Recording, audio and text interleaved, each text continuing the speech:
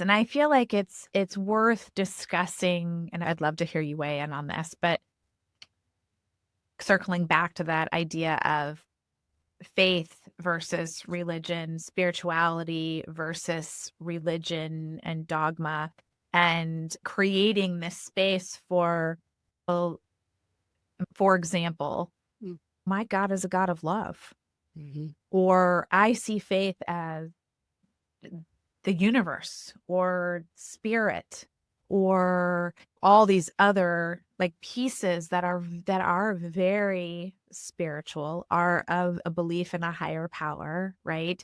It just crosses out of like strict Christianity, but it does allow a space for faith.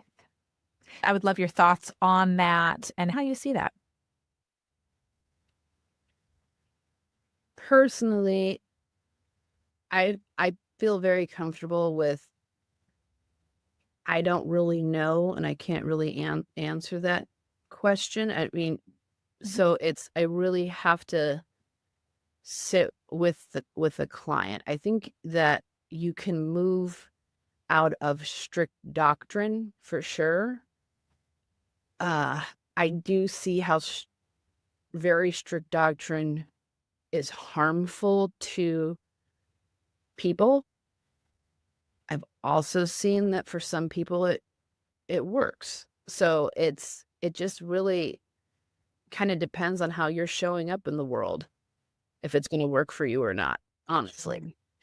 So I'm not advocating necessarily one way or the other for when a client comes in, but there's absolutely a difference between going to a church that's saying this is what it absolutely is 100%, no questions, versus how do you know that? And let me explore this a little deeper. That's I'm weird. I'm very wary of someone that tells me they have the absolute truth when it comes to something as big as God. Mhm. Agreed. Yeah. Yeah, agreed. And that's just such a personal thing.